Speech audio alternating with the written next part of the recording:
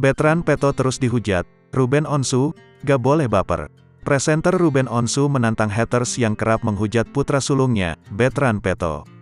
Hal tersebut dilakukan Ruben Onsu lantaran menurutnya hujatan yang dilayangkan ke Bertrand Peto sudah keterlaluan. Diketahui, beberapa hari terakhir ramai diperbincangkan soal kedekatan Bertrand Peto dan Sarwendah, istri Ruben Onsu. Padahal, itu menandakan akrabnya ibu dan anak. Namun, banyaknya orang yang menyalahartikan kedekatan tersebut sehingga membuat Ruben Onsu kerap ikut bereaksi.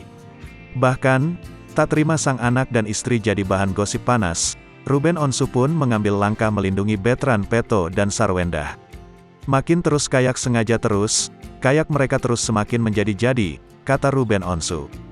Jadi ya udah langsung saya tantangin sekalian, ujar Ruben Onsu.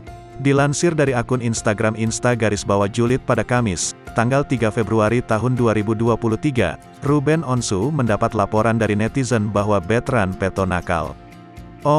Onyo nakal, ujar Ruben Onsu membaca komentar netizen. Ruben Onsu pun menjawab komentar netizen ini. Ia juga memperingatkan netizen yang menghujat Bertrand Peto. Gak boleh baper, aku to the point aja hari ini, kalau gak mau disenggol jangan nyenggol, kata Ruben Onsu.